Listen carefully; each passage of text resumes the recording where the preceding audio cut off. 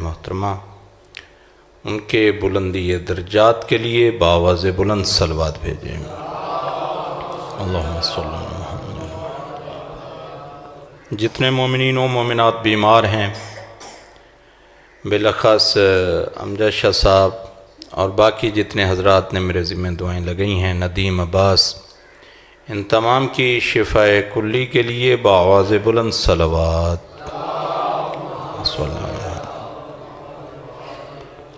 امام زمان علیہ السلام کے ظہور میں تعجیل کے لیے بلند صلوات۔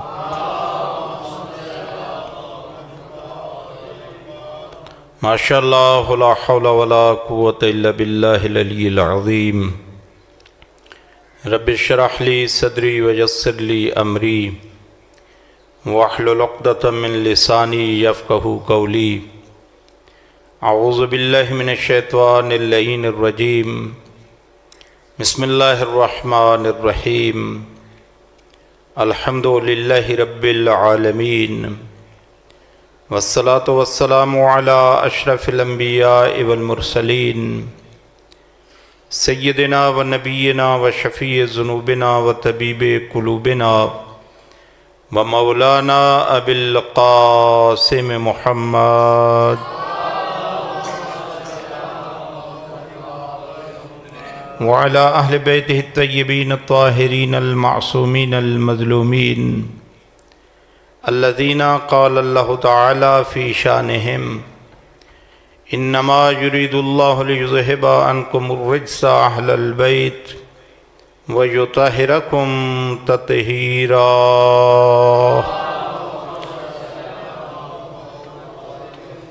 ورحمۃ اللہ علی احبابہم وصحابہم وشیعتہم ومحبیہم وموالیہم اجمعین، ولعنۃ اللہ علی اعدائہم وقاتلیہم وظالمیہم ملعونین من یوم ظلمہم الی ابد الآبدین۔ اما بعد، فقد قال اللہ تبارک وتعالی فی کتابہ المبین وخطابہ المتین۔ بسم اللہ الرحمن الرحیم۔ کل من علیہا فان ویبقى وجہ ربک ذو الجلال والاکرام۔ صلوات بھیجیں محمد و اہل بیت محمد پر۔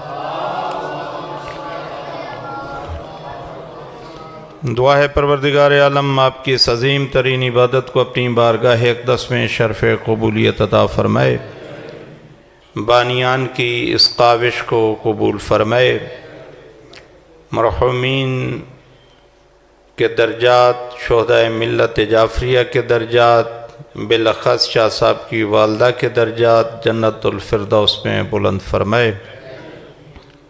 اللہ رب العزت اپنے پاک کلام میں ارشاد فرماتا ہے کہ ہر شے فنا ہو جائے گی، اگر کوئی چیز اس دنیا میں باقی رہنے والی ہے تو وہ اللہ کی ذات ہے۔ کوئی بھی، کیونکہ 40ویں کی یہ مجلس ہے، ایک مرحومہ کے ایصال ثواب کے لیے ہے، اور ویسے بھی خیر میری کوشش ہوتی ہے کہ جو چند الفاظ، چند جملے آپ کی سماعتوں کے لیے ہدیہ کروں، اس کا ثواب مرحوم یا مرحومہ تک پہنچے۔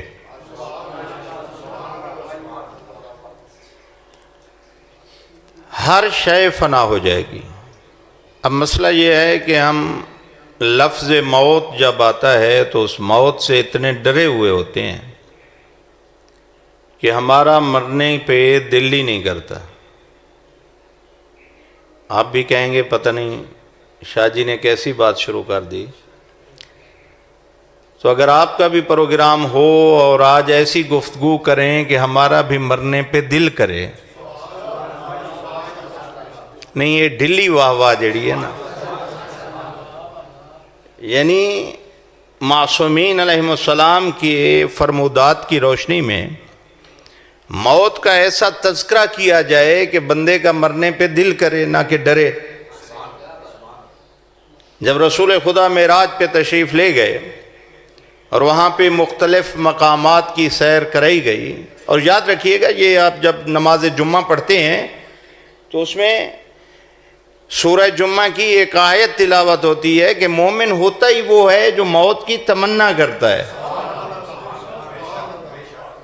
اور جو مومن ہوتا ہے پھر اس کی قبر کی مٹی کی جو ڈھیری ہوتی ہے، یا آپ اوپر ڈھیری بناتے ہیں نا قبر کی، اس قبر کی مٹی کی ڈھیری کی زیارت کے لیے ملائکہ آتے ہیں۔ وہ مومن یا مومنہ جب فوت ہوتے ہیں آپ تو جا کر دفن کرتے واپس آ جاتے ہیں، اللہ ملائکہ سے فرماتا ہے کہ جاؤ اور اب یہ قبر تم ملائکہ کی زیارت گاہ ہے۔ جب رسول خدا گئے معراج پہ تشریف لے گئے تو مختلف مقامات کی سیر کرائی گئی، اور ایک مقام پہ رسول خدا نے دیکھا کہ ایک ملک ہے اور بڑے غصے میں کھڑا ہوا ہے۔ اچھا یہ بات یاد رکھیے گا کہ سب کچھ جاننے والے رسول نے دنیا والوں کو بتانے کے لیے جبریل امین سے پوچھا کہ یہ کون ہے؟ جبریل امین نے کہا کہ یہ اسرائیل ہے، ملک الموت ہے۔ اللہ کے رسول نے اس کو بلایا اور فرمایا کہ اتنے غصے میں کیوں ہو؟ کہنے لگا یا رسول اللہ میری ڈیوٹی ہی ایسی ہے، کام ہی ایسا ہے کہ میں بیٹے کو باپ سے جدا کرتا ہوں، بھائی کو بھائی سے جدا کرتا ہوں، بیٹے کو ماں سے جدا کر دیتا ہوں، باپ کو اولاد سے جدا کر دیتا ہوں۔ تو میرا کام ایسا ہے کہ اس میں وہ ترس اور رحم والی تو بات ہی نہیں۔ اب اللہ کے رسول نے، اور میں یہاں پہ ایک جملہ کہا کرتا ہوں کہ آپ عاشق رسول زیادہ ہیں جتنی شیعہ سنی دوست بیٹھے ہیں، یا رسول آپ سے عشق کرتے ہیں۔ ہمارے بڑے وہ جلوس ہوتے ہیں شیعہ سنیوں کے میلاد کے، یا جتنے بھی ہم جلوس عذاب ہی تو محبت میں نکال رہے ہوتے ہیں، ایک ظلم کے خلاف احتجاج ہوتا ہے۔ لیکن دیکھنے کی بات یہ ہے کہ محبت آپ زیادہ کرتے ہیں ان ہستیوں سے، یا وہ بھی آپ سے محبت کرتے ہیں؟ رسول خدا نے فرمایا اسرائیل جب میرے چاہنے والے کی روح نکالنے جانا تو خوبصورت ترین شکل بنا کے جانا۔ اچھا ملک کو، یہ جو ملائکہ ہیں ان کو اللہ نے اختیار دیا ہے کہ کوئی بھی یہ انسانی شکل بنا سکتے ہیں اور اس میں آ سکتے ہیں۔ اچھا وہ اچھی شکل بھی بنا کے آ سکتے ہیں اور خطرناک ترین صورت بھی بنا کے آ سکتے ہیں۔ اچھا خطرناک ترین صورت کتنی ہوتی ہے ان کی؟ کوئی سوچ سکتے ہیں؟ سوچ سکتے ہیں؟ حضرت ابراہیم علیہ السلام ہمارے نبی کے بعد، ہمارے رسول کے بعد 1,24,000 انبیاء میں سے سب سے بڑے رسول اور نبی کون ہیں؟ ہمارے نبی کے بعد حضرت ابراہیم، حضرت ابراہیم علیہ السلام۔ یہ نبی بھی ہیں، رسول بھی ہیں، خلیل بھی ہیں۔ ان نے عرض کیا تھا پروردگار، اچھا رک کے جملہ کہہ رہا ہوں، وہ پہلی بات کو میں نے روک دیا۔ ان نے عرض کیا تھا پروردگار میں اسرائیل کو اس صورت میں دیکھنا چاہتا ہوں جو یہ گناہگاروں کی روح قبض کرنے کے لیے بنا کے جاتا ہے۔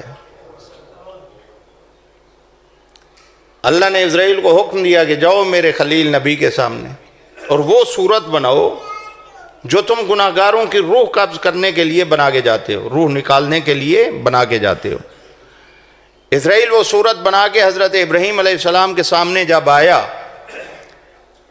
اور اللہ کے اس خلیل نبی نے جو 1,24,000 انبیاء میں سے ہمارے رسول کے بعد سب سے بڑے رسول ہیں، جب اسرائیل کو دیکھا تو بے ہوش ہو گئے۔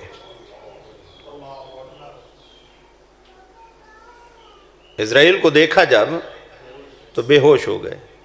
اب تصور کریں ذہن میں کہ وہ اسرائیل کی صورت کیا ہوگی۔ ہوش میں آئے، پھر دیکھا، پھر بے ہوش ہوئے، 3 مرتبہ بے ہوش ہوئے خلیل نبی۔ اور جب تیسری مرتبہ ہوش میں آئے تو اللہ کی بارگاہ میں عرض کیا، پروردگار تیرے گناہگار بندے کے لیے سکرات، یہ دیکھیں جو احتضار کی حالت ہوتی ہے، جان کنی کا عالم ہوتا ہے، جس وقت آپ سورہ یاسین پڑھتے ہیں کہ اس کی روح آسانی سے نکل جائے، فرمایا یہ احتضار کی حالت مشکل نہ ہوتی، اور وہ جب غسل دیا جاتا ہے گناہگار بندے کو تو اس کو ایسے لگتا ہے جیسے پانی، آپ تو پانی ڈال رہے ہوتے ہیں نا، اس کو ایسے لگتا ہے جیسے آگ ڈال رہے ہوں، آپ کھولتا ہوا پانی ڈال رہے ہوں، اور جب اس کے پہلو آپ بدلتے ہیں اس کو ایسے لگتا ہے جیسے پہاڑ سے گرا ہو۔ حضرت ابراہیم علیہ السلام نے عرض کیا، پروردگار یہ سارے اس کے عذاب نہ ہوتے، فشار قبر نہ ہوتا، عذاب قبر نہ ہوتا، اور پھر عرض کیا پروردگار جہنم نہ ہوتی، گناہگار کے لیے صرف اسرائیل کی اس صورت کو دیکھنا ہی بہت بڑا عذاب ہے، بہت بڑا عذاب ہے۔ اب میں وہ پہلا جملہ کہوں گا کہ عشق ہمیں زیادہ ہے رسول سے یا رسول کو زیادہ ہے؟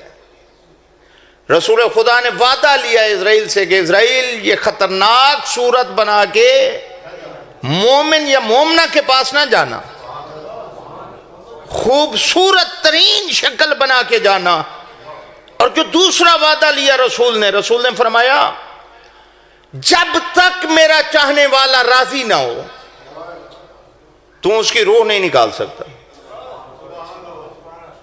میں نے آپ سے وعدہ لیا نا کہ آپ مرنے پہ دل کرے گا، آپ کو ایسی باتیں سنائی جو نہیں جاتی، جب تک چاہنے والا یا چاہنے والی راضی نہ ہوں تو اس کا روح نہیں نکال سکتا۔ اسرائیل نے وعدہ کر لیا۔ اب رسول خدا نے خود سوال کیا، اسرائیل یہ بتاؤ کہ اللہ نے موت کا ایک وقت مقرر کیا ہے اور مقررہ وقت پہ تجھے جانا ہوگا، میرے چاہنے والے کو، میرے عاشق کو راضی کیسے کرے گا کہ وہ خود کہے کہ آ میری روح نکال لے؟ اچھا ہون دسو اسائیں جو کتنے سے جڑے آکسوں آ ساڑی روح نے کہا 80 دا دیں کوئی 200-400 سال اور مل بنجن۔ ایسے ہیں نا، یہ جتنے ملک صاحبان بیٹھے ہیں، شاہ صاحبان، خان صاحبان، جتنے بھی ہم بیٹھے ہیں، مولانا صاحب بیٹھے ہیں، میں خود اپنی بات کروں، ہم تو کہتے ہیں اور سال سال ہم زندہ رہیں اس دنیا میں، محبت ہے اس دنیا سے۔ ایسے ہے نا، یہ آپ کے دل کی بات کر رہا ہوں، اپنے دل کی بات کر رہا ہوں۔ لیکن جب یہ جملہ رسول نے اسرائیل سے پوچھا اور اسرائیل نے جواب دیا، پھر مرنے پہ دل کرتا ہے۔ رسول نے فرمایا تو اس چاہنے والے کو راضی کیسے کرے گا، چاہنے والی کو راضی کیسے کرے گا؟ اسرائیل نے کہا یا رسول اللہ جب اس کا وقت مقرر آئے گا موت کا اور میں روح نکالنے کے لیے جاؤں گا تو میں جنت میں پہلے جاؤں گا، وہاں سے عطر جنت لوں گا، میں خالی ہاتھ نہیں جاؤں گا مومن یا مومنہ کے پاس، وہ عطر جنت لے کر جا کر اس کی ٹھوڑی سے مس کروں گا، جو ہی عطر جنت مس ہوگا اس مومن یا مومنہ کو آپ پنجتن پاک کی زیارت نصیب ہوگی، پھر کچھ لمحوں کے لیے اس کی نظروں سے آپ غائب ہو جائیں گے۔ اس وقت وہ مومن مجھے پکار کے کہے گا اسرائیل آ میری روح نکال لے، میرا اس دنیا میں دل نہیں لگتا، آ میری روح نکال، میں پنجتن کی زیارت کے لیے جانا چاہتا ہوں۔ اللہ یا رسول اللہ یا میری روح نکال لے، اس لیے کہ میں تو علی کی زیارت کے لیے جانا چاہتا ہوں، میں تو مصطفیٰ کی زیارت کے لیے جانا چاہتا ہوں۔ کہ اب مرنے پہ دل کرتا ہے یا نہیں کرتا؟ جب یہ ہستیاں ہوں، کتنا مقام ہے مومن یا مومنہ۔ آپ اندازہ کریں کہ میں ایک روایت پڑھ رہا تھا، یقین کریں یہ ایام فاطمیہ ہے، کیونکہ یہ موت کے حوالے سے محفل سجی ہے مرحومہ کے ایصال ثواب کے لیے، میں اس طرف نہیں جا رہا، لیکن ایک جملہ عرض کروں گا کہ جب مومن یا مومنہ کو آپ قبر میں جا کر دفن کر دیتے ہیں، واپس آ جاتے ہیں، تو خود رسول کی بیٹی قبر پہ تشریف لاتی ہیں، جناب سیدہ تشریف لاتی ہیں اور آ کر دعا کرتی ہیں کہ پروردگار یہ میرے حسین کا عزادار تھا، یہ ہمارا مومن تھا، میں سیدہ دعا کر رہی ہوں کہ اس کو بخش دے۔ اب مجھے ایمان سے بتائیں شیعہ سنی دوستو، جس کی بخشش کی دعا جناب سیدہ سلام اللہ علیہا کریں، اس کی بخشش میں کوئی شک ہے؟ اس کی مغفرت میں کوئی شک ہے؟ اور ذرا دیکھو والدین کا مقام کیا ہے، والدین کی عظمت کیا ہے۔ یہ بہت اچھا کرتے ہیں آپ، ایصال ثواب کی مجلس رکھ لی، ایصال ثواب کے حوالے سے قرآن خوانی کرا لی، ایصال ثواب کے حوالے سے کوئی اور محفل منعقد کرا دی، حدیث قصہ کی محفل ہے، دعائے کمیل کی محفل ہے۔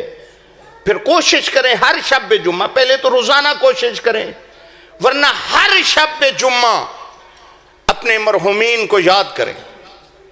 اور جو آپ فاتحہ پڑھتے ہیں نا، وہ بھی اس طرح نہ پڑھا کریں گے جناب یہ ہم اپنے والدین کو صرف ایصال کر رہے ہیں، نہیں، کوشش کریں آپ کہیں کہ حضرت آدم سے لے کر اب تک جتنے مومنین و مومنات اس دنیا کو چھوڑ کے جا چکے ہیں، میں تمام کے نام اعمال میں یہ ثواب ایصال کر رہا ہوں۔ معصوم فرماتے ہیں اللہ کے ہاں کوئی کمی نہیں ہے، اللہ کی رحمت وسیع ہے، تمہارا یہ ایک جملہ کہنے سے وہ افراد بھی بخشے جائیں گے جن کا پیچھے کوئی فاتحہ پڑھنے والا نہیں۔ اللہ اکبر، یا رسول اللہ، یا علی، توجہ فرما رہے ہیں۔ میں کئی مرتبہ آپ کو عرض کر چکا ہوں، کوشش کیا کریں یوم 40 وہ تو بالاخص، ورنہ روزانہ کھلے آسمان کے نیچے کھڑے ہو کے ننگے سر ہو کے رخ اپنا کربلا کی طرف کر لیا کریں اور ایک جملہ کہہ دیا کریں، ایک جملہ صرف۔ ویسے تو آپ مکمل زیارت پڑھ سکتے ہیں تو پڑھیں، زیارت عاشورہ پڑھیں، زیارت وارثہ پڑھیں، زیارت 40 پڑھیں، ورنہ ایک جملہ صرف کہہ دیں، السلام علیکہ یا ابا عبداللہ۔ چھٹے امام فرماتے ہیں تجھے استطاعت نہیں تھی، تو زیارات پہ نہیں جا سکا، یہ ایک جملہ کہنے سے تیرا شمار زائرین امام میں سے ہوگا۔ اور اس کا فائدہ کیا ہوگا قبر میں؟ وہ فائدہ حضرت آیت اللہ عبد الکریم حیری نے بتایا، جن نے حوزہ علمیہ قم کی بنیاد رکھی۔ جب یہ فوت ہوئے اور تدفین ہو گئی، تحجیز و تکفین کے بعد تدفین ہو گئی، اور ایک رات گزری، دوسری رات، تیسری رات، خواب میں ہے، بیٹے کے خواب میں ہے، بیٹا بھی آیت اللہ تھے، بیٹے کے خواب میں ہے، اور بیٹے نے پوچھا بابا پہلی رات قبر کی کیسے گزری؟ پہلی رات کیسے گزری ہے؟ فرمایا بیٹا بہت مشکل رات تھی، تنہائی، وارثوں کا جدا ہو جانا، لیکن مجھے اپنے آپ پر افسوس ہے۔ توجہ فرما رہے ہیں؟ آیت اللہ لیول کا بندہ حوزہ علمیہ قم المقدسہ، جہاں سے آج علماء نکل رہے ہیں، ہزاروں اور لاکھوں کی تعداد میں پڑھتے ہیں علماء، وہ فرماتے ہیں مجھے اپنے آپ پر افسوس ہے۔ بیٹے نے پوچھا بابا کیوں؟ فرمایا بیٹا میں مشہد 8ویں امام کی زیارت کے لیے کم مرتبہ گیا، بیٹے نے پوچھا بابا کتنی مرتبہ گئے تھے؟ فرمایا 200 مرتبہ. 200 مرتبہ، اور کم شمار کر رہے ہیں اس کو، کم مرتبہ. بیٹے نے بھی تعجب کیا، جس طرح ہم سن کے سوچ رہے ہیں کہ 200 مرتبہ بھی کم ہے. بیٹے نے تعجب کیا اور پوچھا بابا 200 مرتبہ کم ہے؟ فرمایا بیٹا تمہیں کیا معلوم، قبر کی پہلی رات 8ویں امام 200 مرتبہ میری قبر میں آئے، میری سفارش کرنے کے لیے تشریف لائے، اور ان کے آنے سے وہ قبر کی وحشت، وہ ہولناکی، وہ اندھیرا، وہ سب کچھ دور ہو گیا. اور دوستو ذرا دیکھو، بہت سارے اولاد ایسی ہوتی ہے، یا آپ سنتے ہیں اخباروں میں اشتہارات آتے ہیں کہ میں نے اپنی اولاد کو آگ کر دیا ہے، یہ نافرمان ہے، لہذا میں اس کے کوئی قول و فعل کا آپ ذمہ دار نہیں ہوں گا. اور ذرا معصوم کی بارگاہ میں چلتے ہیں، ان سے پوچھتے ہیں. معصوم فرماتے ہیں بہت ساری اولاد ایسی ہوتی ہے جو زندگی میں فرما بردار ہوتی ہے والدین کی، لیکن ان کے مرنے کے بعد چاہے اخبار میں اشتہار نہ دیا جائے، اللہ کی طرف سے والدین کی طرف سے آگ کر دیا جاتا ہے اس کو. اور کچھ ایسی ہوتی ہے کہ زندگی میں نافرمان ہوتی ہے اور والدین کے مرنے کے بعد فرما بردار شمار ہوتی ہے. معصوم سے پوچھا گیا مولا وہ کون سی اولاد ہے؟ فرمایا وہ اولاد جو زندگی میں فرما بردار تھی، ساری والدین کی خواہشات کو پورا کرتی تھی اولاد، لیکن ان کے مرنے کے بعد انہیں بھول گئی. اور جو زندگی میں نافرمان تھے لیکن مرنے کے بعد ان کی نمازیں قضا تھی، نمازیں پڑھا دی، روزے قضا تھے، روزے رکھا دیے، ان کے لیے ایصال ثواب کے لیے مجالس، مسجد میں چند اینٹیں دے دیں، امام بارگاہ میں کچھ پیسے دے دیے، کسی یتیم کو صدقہ دے دیا ان والدین کے نام پہ. فرمایا وہ اولاد اللہ کی بارگاہ میں فرما بردار شمار ہو کے جائے گی، اور وہ والدین جو زندگی میں اس سے ناراض تھے قبروں میں جا کر اس اولاد کے لیے دعائیں کر رہے ہوتے ہیں. میرے دوستو اور ذرا دیکھو، ایک لفظ ہم سنتے ہیں فاسق، یہ سنتے آ رہے ہیں نا شروع سے، فاسق و فاجر. صرف لفظ فاسق پہ اگر آئیں، یہ فاسق کون ہوتا ہے؟ مثال کے طور پر ہم یزید پہ لعنت بھیجتے ہیں. کیوں بھیجتے ہیں لعنت؟ ہم لعنت کیوں بھیجتے ہیں؟ کیونکہ وہ امام کا دشمن تھا، اس نے کربلا میں ہمارے امام اور ان کے کنبے کو شہید کرایا، وہ ظالم تھا. امام کو اس سے کیوں دشمنی تھی؟ خود امام حسین علیہ السلام اس کو ناپسند کیوں فرماتے تھے؟ کیوں ناپسند کرتے تھے؟ اس کا جواب امام نے خود دیا کہ یزید فاسق ہے. یزید کیا ہے؟ فاسق ہے. 4 چیزیں اس کے بارے میں امام نے فرمائی تھی. شراب پیتا ہے، فاسق ہے، نفس محترمہ کا قاتل ہے، اور فسق و فجور کو علل اعلان رائج کرنا چاہتا ہے. یہ فاسق ہے. فاسق کون ہوتا ہے؟ ہم یزید پہ لعنت بھیجتے ہیں نہیں بھیجتے؟ سارے بھیجیں، بے شمار بھیجتے ہیں نا. اب یزید لعنتی کیوں ہے؟ کیونکہ وہ فاسق تھا. بات سمجھ آ رہی ہے؟ یزید لعنتی ہے اس لیے کہ وہ فاسق تھا، ہمیں اس سے نفرت ہے. اور قرآن سے پوچھتے ہیں کہ فاسق کون ہوتا ہے. کہیں ایسا نہ ہو کہ ہم یزید پہ لعنتیں کر رہے ہوں اور قرآن کی نگاہ میں خود بھی فاسق بن رہے ہوں؟ یزید پہ لعنتیں کر رہے ہیں کہ وہ فاسق تھا. وہ فاسق تھا تو کیوں تھا؟ اور قرآن سے پوچھتے ہیں. اللہ نے سورہ بقرہ میں ارشاد فرمایا الذین یقطعون ما امر اللہ بہ ان یوصلا، کہ وہ لوگ جو قطع کرتے ہیں، توڑتے ہیں ان رشتوں کو جن رشتوں کو اللہ جوڑے رکھنا چاہتا ہے، ملائے رکھنا چاہتا ہے، وہ لوگ فاسق ہیں. وہ لوگ کیا ہیں؟ فاسق ہیں. معصوم سے کسی نے سوال کیا مولا وہ کون سے رشتے ہیں جن کو اللہ جوڑنا چاہتا ہے، ملائے رکھنا چاہتا ہے، اور ان رشتوں کو توڑنے والا فاسق ہوتا ہے؟ فاسق ہے تو لعنتی ہے. معصوم نے فرمایا پہلا رشتہ ہے عبد اور معبود کا، خالق اور مخلوق کا رشتہ.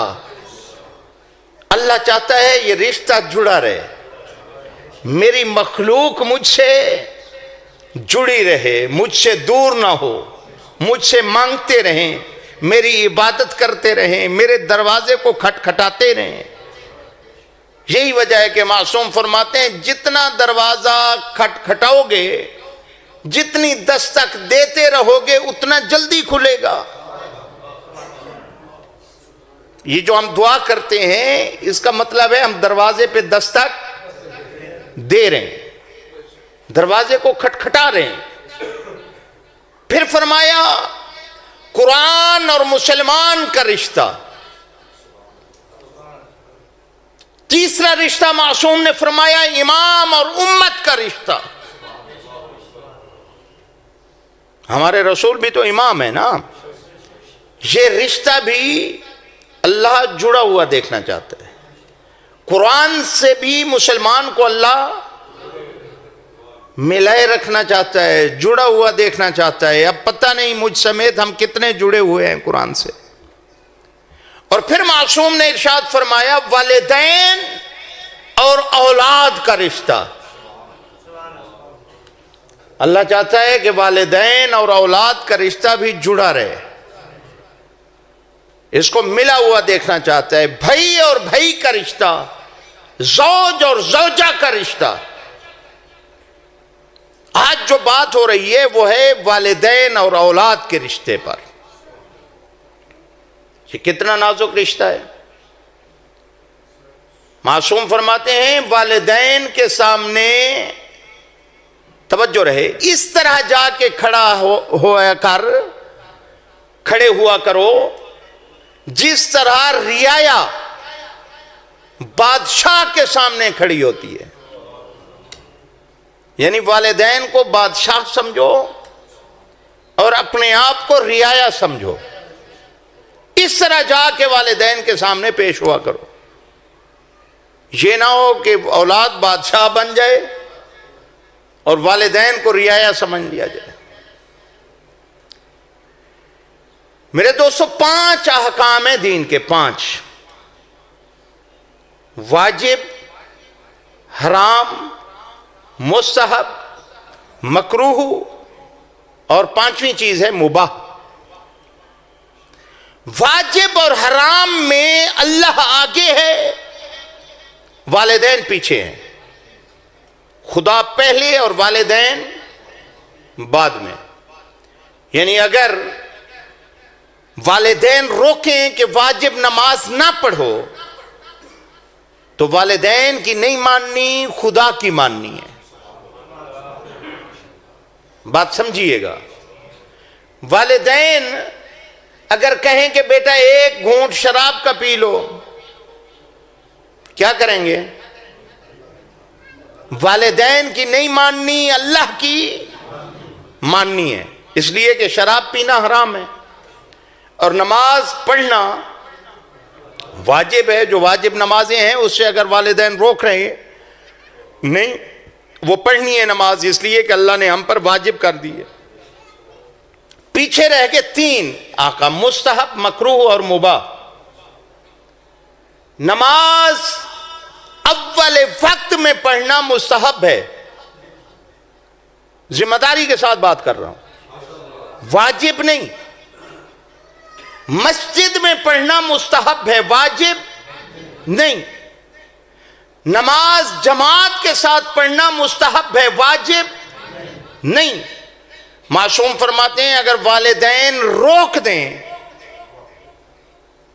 کہ نماز اول وقت میں نہ پڑھو، گھنٹہ ٹھہر جاؤ، اگر ٹائم ہے تو معصوم نے فرمایا یہاں پہ والدین کی ماننی پڑے گی، والدین کو ناراض نہیں کر سکتے. اگر والدین کہہ دیں کہ بیٹا تیری جدائی مجھ سے برداشت نہیں ہوتی، مسجد دور ہے، نہ جا، گھر میں نماز پڑھ، معصوم نے فرمایا پھر گھر میں نماز پڑھے گا، والدین کی اطاعت واجب ہے. اللہ تجھے گھر میں اس مسجد والا ثواب دے گا اس لیے کہ تو والدین کی اطاعت کر رہا ہے. عمرہ کرنا مستحب ہے، والدین روک دیں کہ عمرے پہ نہ جا، معصوم نے فرمایا پھر تو جائے گا تو گناہگار ہوگا. والدین نے روک دیا ہے تو پھر نہ جا، گھر میں بیٹھ، تجھے یہیں پہ ثواب اللہ دے گا. کیوں یہ ساری اطاعت والدین کی ہو رہی ہے؟ یہ اللہ اطاعت کروانا چاہتا ہے. یعنی جب ان مستحب احکامات میں ہم والدین کی اطاعت کر رہے ہیں، ایسے سمجھو خدا کی اطاعت کر رہے ہیں، اس لیے کہ ہم تو خدا کے احکامات پہ عمل کر رہے ہیں. بہت ساری چیزیں ایسی ہیں جو بڑے بیٹے پر واجب ہوتی ہیں. مثلا اگر قضا نمازیں تھیں بڑے بیٹے پر واجب ہیں والد کی، اگر روزے قضا تھے بڑے بیٹے پر واجب ہیں، یا خود رکھے یا رکھوائے. 40 حقوق ہیں اس دنیا میں والدین کے، اور 40 حقوق ہیں مرنے کے بعد والدین کے جو اولاد کے ذمے ہیں. والد اپنی اولاد کے گھر میں بغیر اجازت کے جا سکتا ہے، اس کو نہیں ہے کہ دروازے پہ دستک دے اور پہلے اجازت لے. پھر معصوم نے ارشاد فرمایا والد اپنے بیٹے کی کمائی سے بغیر اجازت کے پیسے لے کے خرچ کر سکتا ہے، یہ چوری شمار نہیں ہوگی. اور اگر دونوں میں اختلاف ہو جائے، کہیں پہ ٹکراؤ ہو جائے، اختلاف نہیں ٹکراؤ ہو جائے، والد بھی بیٹھے ہیں والدہ بھی بیٹھی ہے، اولاد کو والد نے بھی بلا دیا، آواز دے دی، والدہ نے بھی بلا لیا، اب کیا کریں گے؟ معصوم نے فرمایا آپ والدہ کی طرف پہلے جاؤ گے، ماں کی طرف پہلے جاؤ گے. مولا کیوں؟ فرمایا اس لیے کہ اس نے 9 ماہ تمہارا وزن اٹھایا ہے، اپنے شکم میں تمہیں اٹھایا ہے. میرے دوستو یہ ہم اکثر سنتے رہتے ہیں، اور خود یہ حکم بھی آیا کہ والدین کے سامنے اف نہ کہو. اف، یہ اف کیا ہے؟ چھٹے امام کی خدمت میں ایک شخص آیا کہ عرض کیا مولا یہ اف کیا ہوتا ہے؟ امام نے ارشاد فرمایا کہ والدین اگر کوئی بات کریں اور اولاد کو وہ بات اچھی نہیں لگی، اولاد اپنے چہرے پر ایسے اثرات لے آئے، بولی نہیں اولاد، صرف چہرے پہ ایسے تاثرات آئے کہ والد یا والدہ کو پتہ چل جائے اس اثرات سے کہ میری یہ بات اس کو ناگوار گزری ہے، اس کو اچھی نہیں لگی. معصوم نے فرمایا یہ اف شمار ہوگا. آپ کو والدین کی بات اچھی نہیں بھی لگی پھر بھی مسکراتے رہیں، مسکرائیں، تاکہ ان کو محسوس ہو کہ میری بات یہ غور سے سن رہا ہے اور اس کو اچھی لگ رہی ہے۔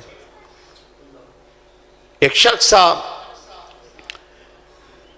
عیسائی تھا اور پھر مومن ہو گیا، مسلمان ہو گیا، اور چھٹے امام کا ہی دور تھا۔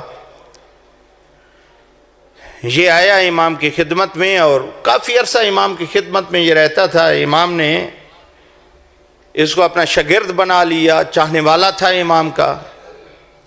اب اس نے ایک شرعی مسئلہ پوچھا امام سے۔ اس نے کہا مولا میں تو شیعہ بن گیا ہوں، مومن بن گیا ہوں، میری ماں ابھی تک اسی پہلے مذہب پہ عیسائین ہے، مذہب نصارہ پہ۔ اب کھانا پینا بھی ہمارا اکٹھے ہے، گھر میں رہنا بھی ہے، میرے لیے کیا حکم ہے؟ توجہ فرمائیے گا، بھرا کو لیفٹ نہیں کرویندا تے جس ماں سانو ازاداری سکھائی ہوئی ہوندی ہے، ازادار بنایا ہویا ہوندے، اسی اسے ماں نو سمجھیں دے ہیں سبق ہیں۔ وہ عیسائین تھی ماں، بیٹا مومن ہے، چھٹے امام سے پوچھ رہا ہے مولا میرے لیے کیا حکم ہے؟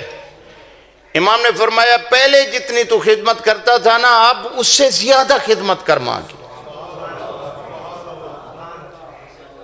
اب ماں کی زیادہ خدمت کر۔ یہ آیا اور پہلے سے زیادہ خدمت شروع ہو گئی۔ اب ماں بھی صاف ظاہر ہے، اس نے دیکھ لیا، اندازہ کیا کہ پہلے کم خدمت تھی، اب خدمت زیادہ ہو گئی ہے۔ ماں نے پوچھا بیٹا جب سے تم مدینے سے واپس آیا ہے یہ خدمت میں اضافہ ہو گیا ہے، وجہ کیا ہے؟ تو بیٹے نے کہا اماں جس پیر کو میں نے پیر بنایا ہے نا، جو میرا امام ہے، اس ہے کہ ماں کی خدمت میں اضافہ کر۔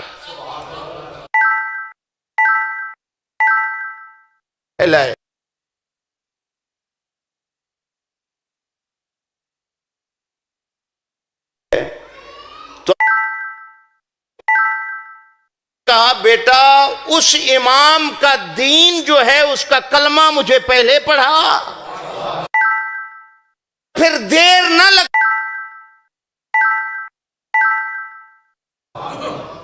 یہ اللہ اکبر۔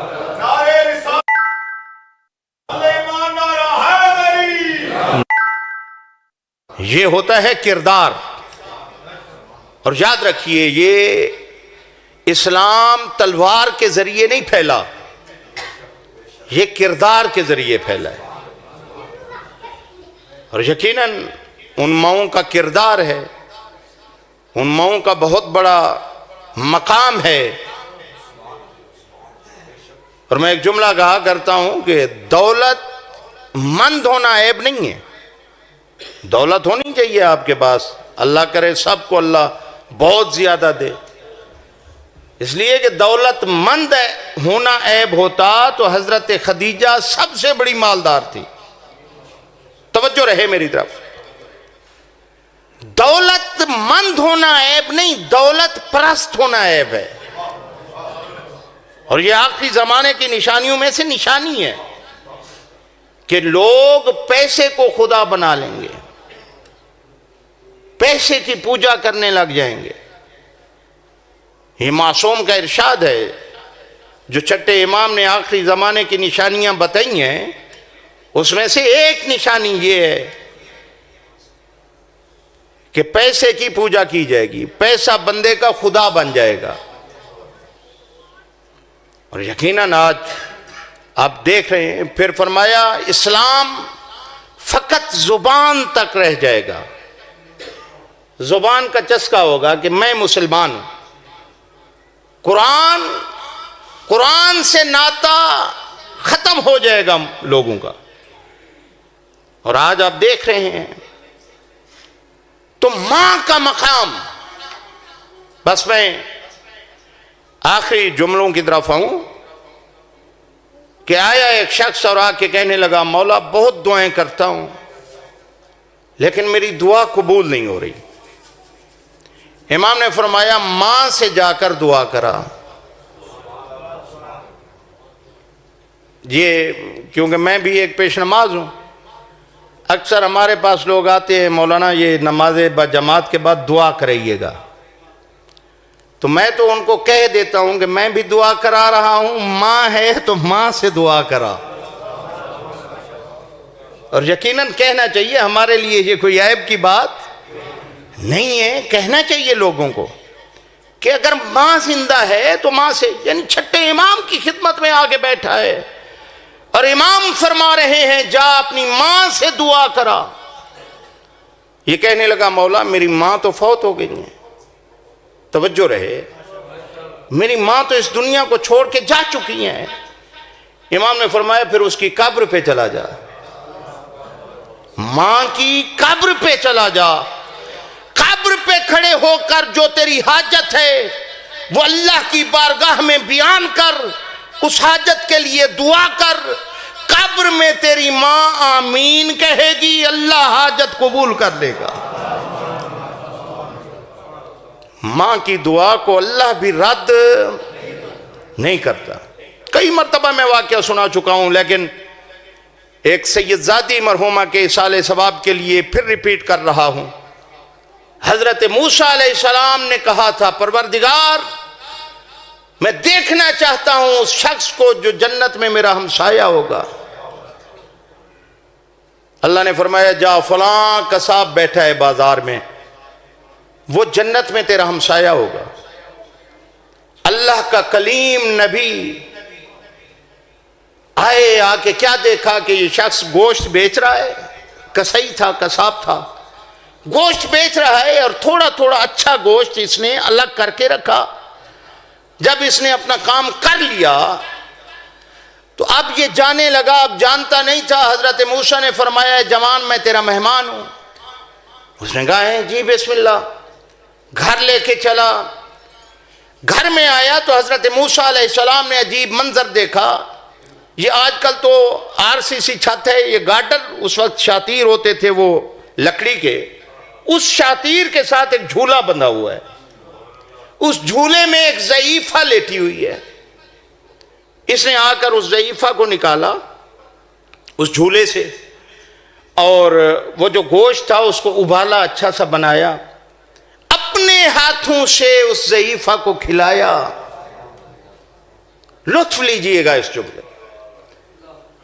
پانی پلایا، اس کا منہ اپنے رومال سے صاف کرایا، پھر اسی جھولے میں اس کو سلا دیا. حضرت موسیٰ علیہ السلام نے پوچھا اے بندہ خدا یہ ضعیفہ کون ہے اور اس کو چارپائی پہ یا نیچے کیوں نہیں لٹاتا؟ یہ جھولے میں اس کو لٹایا ہوا ہے. اور جب تو اس کو سلا رہا تھا اس کے لب حرکت کر رہے تھے، یہ کہتی کیا ہے؟ تو اس نے کہا یہ میری ماں ہے. جھولے میں اس لیے لٹایا ہوا ہے کہ میں کام کاج پہ چلا جاتا ہوں، چارپائی پہ یا نیچے اس کو کیڑے مکوڑے تنگ نہ کریں، اور یہ ہل چل نہیں سکتی. بس میں ہی آتا ہوں، اس کو نکالتا ہوں، اپنے ہاتھوں سے غذا کھلاتا ہوں، پانی پلاتا ہوں اور پھر وہیں پہ سلا دیتا ہوں. اے جوان جب سلانے لگتا ہوں تو کیونکہ اب یہ بوڑھی ہو چکی ہے نا، یہ اس وقت اس کے جو لب حرکت کرتے ہیں یہ روزانہ یہی کہتی ہے کہ اللہ تجھے جنت میں موسیٰ نبی کا ہمسایہ بنائے. حضرت موسیٰ علیہ السلام نے اس شخص کو گلے سے لگا لیا اور فرمایا یہ ضعیفہ کی دعا اللہ نے قبول کر لی ہے. میں موسیٰ نبی ہوں اور جنت میں تو میرا ہمسایہ ہوگا.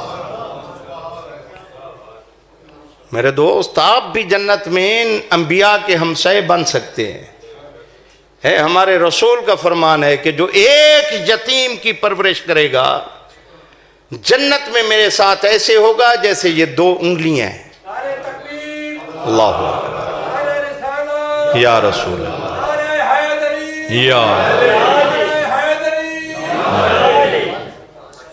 جیسے یہ 2 انگلیاں ہیں ایک یتیم کی پرورش کرنے والا، اور اس یتیم کے صدقے میں آپ کو اللہ کتنا رزق دے دے گا.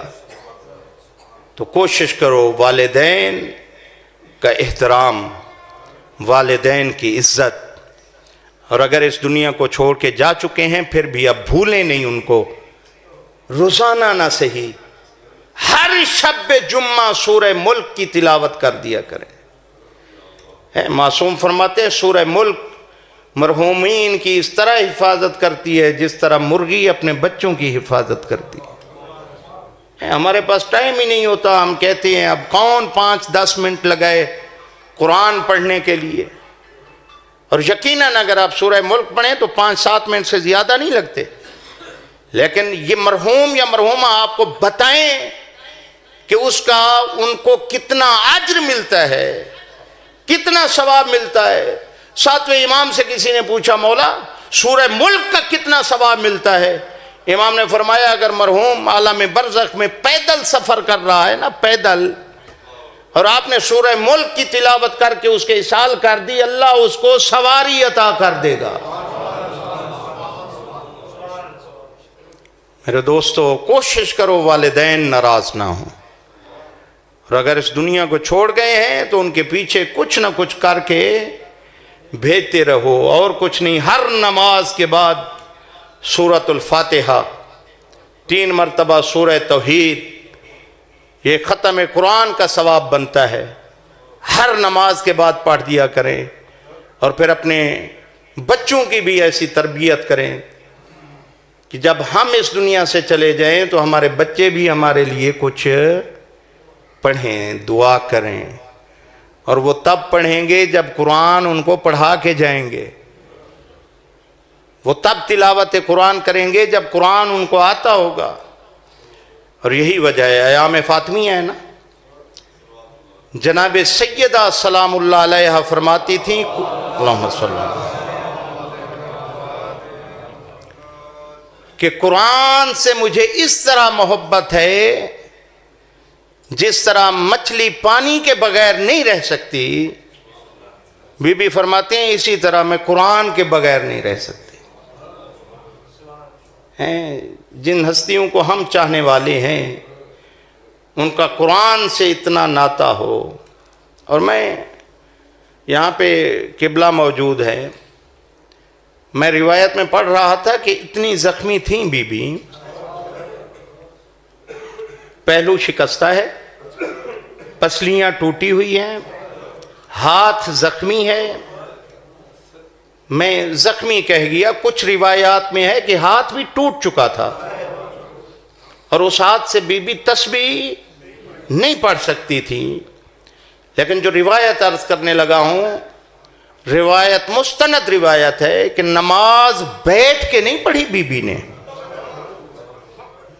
نماز کے لیے دیوار کا سہارا لے کر کھڑے ہو کے نماز پڑھتی تھی۔ ایک عالم دین تھے تہران میں، بی بی کے مصائب پڑھ رہے تھے، گریا ہوا، کوہرام بپا تھا، مجلس ختم ہوئی، وہ چلے گئے، نیاز تھی، ایک کمرے میں جا کے بیٹھے، وہاں نیاز تناول کرنے لگے، لیکن ایک شخص کو دیکھا کہ ایک کونے میں بیٹھا ہوا ہے، اور جس طرح وہ شروع سے گریا کر رہا تھا نا بلند آواز میں، اسی طرح دھاڑے مار مار کے رو رہا ہے۔ ان نے کھانا چھوڑ دیا، وہاں سے آئے اس شخص کے پاس، آ کے پوچھا کہ یہ بتاؤ عزادار تو یہ سارے تھے، لیکن تیرے دل پہ کون سے جملے نے اثر کیا؟ اس نے روتے ہوئے بتایا کہ قبلہ میں ہڈیوں کا ڈاکٹر ہوں، انسان کی کوئی اور ہڈی ٹوٹ جائے اس کی اتنی تکلیف نہیں ہوتی، لیکن یہ جو آپ نے جملہ پڑھا نا کہ بی بی کی پسلیاں ٹوٹی ہوئی تھیں، میرا گریا اس لیے بند نہیں ہو رہا، میں سوچ رہا ہوں کہ وہ سیدہ 95 دن تک زندہ کیسے رہی۔ اجرکم اللہ، 95 دن یا 75 دن تک وہ زندہ کیسے رہیں کہ اگر پسلیاں ٹوٹی ہوئی ہوں تو ہر سانس کے ساتھ تکلیف ہوتی ہے، ہر سانس کے ساتھ موت یاد کرتی ہے۔ او عزادارو ذرا دیکھو تو صحیح، امام حسن علیہ السلام ایک شخص کو سلام نہیں کیا کرتے تھے، کسی شخص نے پوچھا، چاہنے والوں نے پوچھا، مولا سلام کرنا تو آپ کے نانا کی سنت ہے، لیکن آپ فلاں شخص کو سلام کیوں نہیں کرتے؟ امام گریہ کرتے کرتے زمین پہ بیٹھ گئے۔ امام نے فرمایا میں اس کو کیسے سلام کروں؟ یہی تو ہے جس نے میری ماں کو تماچا مارا تھا۔ اجرکم اللہ، اجرکم اللہ۔ عزادارو یہ ایام فاطمیہ ہے، اس میں پڑھنے کی اتنی ضرورت نہیں جتنا تصور کر کے رونے کی ضرورت ہے کہ آؤ دیکھو وہ بی بی آیت اللہ وحید خراسانی پڑھ رہے تھے، ایران کے مرجع تقلید مجتہد، وہ فرماتے ہیں ابھی 3 دن گزرے تھے اور یہ لوگ وہ لکڑیاں لے کر جمع ہوئے، خاص درخت کی لکڑیاں تھیں کہ اگر ان کو آگ لگ جاتی تھی تو پھر بجھتی نہیں تھی۔ وہ لکڑیاں لے کر دروازہ سیدہ پہ جمع ہوئے اور آ کر دھمکی آمیز لہجے میں کہا کہ علی کو باہر نکالو ورنہ اس گھر کو آگ لگا دی جائے گی۔ بی بی خود آئیں، مولا علی علیہ السلام موجود تھے۔ سوال ہوتا ہے کہ مولا خود کیوں نہیں ہے؟ امام خود آ رہے تھے لیکن بی بی آگے آ گئیں اور فرمایا یا علی تجھے میرے حق کا واسطہ، جب تک میرے بابا زندہ رہے آپ حفاظت کرتے رہے حجت خدا کی، اب جب تک میں زندہ ہوں میں آپ کی حفاظت کروں گی۔ آپ اس وقت حجت خدا ہیں، آپ دروازے پہ نہ جائیں، میں جاؤں گی۔ اور خود سید آئیں اور آ کر فرمایا کہ کیا دھمکی آمیز لہجے میں کہہ رہے ہو؟ کس دروازے کو آگ لگاؤ گے؟ اس میں تو حسن و حسین رہتے ہیں جو جوانان جنت کے سردار ہیں، اس میں تو زینب و ام کلثوم رہتی ہیں، یہ تو وہ دروازہ ہے جہاں پہ رسول رک کر اجازت طلب کرتے تھے۔ تو اس وقت ان نے کہا وَإِن، رہتے ہیں تو رہتے رہیں۔ اس وقت بی بی کا بین بلند ہوا اور کہا وا ابتا یا رسول اللہ، ہے او میرے بابا، ہے او اللہ کے رسول۔ بس عزاداروں میں بھائی کو زیادہ انتظار نہ کروں۔ امام زمانہ علیہ السلام زیارت نہیہ میں فرماتے ہیں میرا سلام ہو میری اس جدہ پر جس پر جلتا ہوا دروازہ گرایا گیا، اور فرماتے ہیں میں اس میخ کا حال، علامہ قاسم قزوینی نے اپنی کتاب فاطمہ من المہد الی اللحد میں لکھا کہ میں اس میخ کا حال بیان نہیں کر سکتا جو بی بی کی پسلیوں میں پیوست ہو گئی، اور بی بی نے آواز دی فضا مجھے سہارا دو میرا محسن مارا گیا۔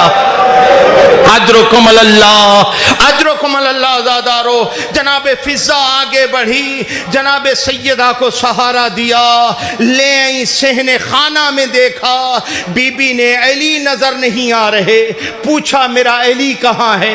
بتایا گیا کہ علی کے گلے میں لوگ رسی ڈال کر دربار کی طرف لے کے جا رہے ہیں۔ بس بی بی کو اپنا زخمی پہلو بھول گیا، زخمی ٹوٹی ہوئی پسلیاں بھول گئیں، اور دیکھ کے فرمایا فضا میری چادر لے آؤ۔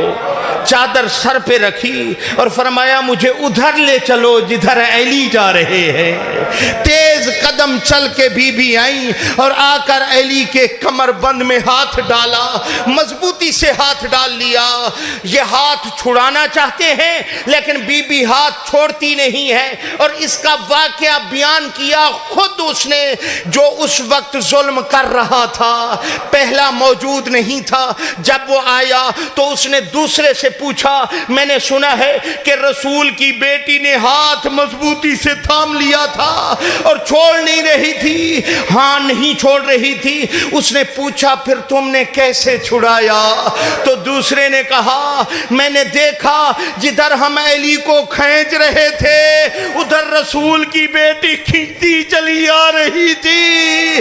میں سمجھ گیا کہ قیامت تو آ سکتی ہے لیکن زہرا ہاتھ نہیں چھوڑے گی، علی کے کمر بند کو نہیں چھوڑے گی۔ بس میں نے دیکھا میرے قریب کنفذ کھڑا ہوا تھا، اس کے ہاتھ میں تازیانہ تھا، میں نے تازیانہ لیا، ہوا میں لہرایا، ایک مرتبہ آواز آئی بابا میرا ہاتھ ٹوٹ گیا۔ اجرکم اللہ، اجرکم اللہ دادارو۔ بابا میرا ہاتھ ٹوٹ گیا، بس ہاتھ چھوٹ گیا نا، یہ علی کو لے کے دربار میں چلے گئے۔ اور زہرا کہاں گئی؟ پوچھو مجھ سے سوال کرو۔ اپنے بابا کی قبر پہ آ گئی، اور آ کر وہاں پہ کیا کیا؟ اپنے ہاتھوں کو دعا کے لیے بلند کیا اور کہا پروردگار، کیا میری عزت حضرت صالح کی ناکہ سے بھی کم ہے؟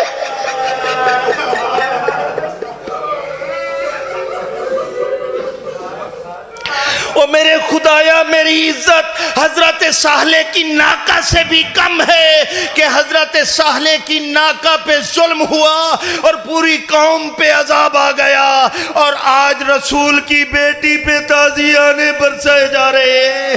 بس عزادارو، ادھر مولا نے کیا دیکھا کہ مسجد نبوی کی بنیادیں اتنی بلند ہو چکی تھی کہ ایک گھوڑے سوار گزر سکتا تھا۔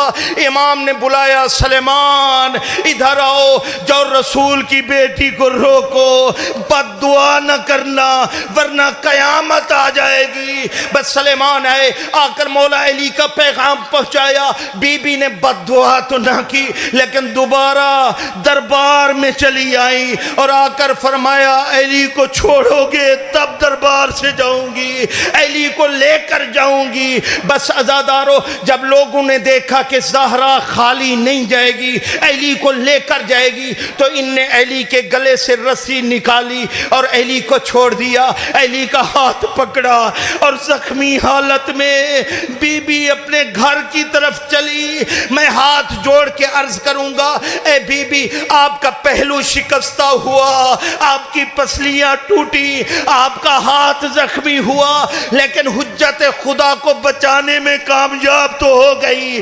ذرا کربلا میں دیکھ، 70 قدم کا فاصلہ ہے، علی کی بیٹی سر پہ قرآن رکھ کے کہہ رہی ہے، نہ خنجر چلا، یہ بطول کا لال۔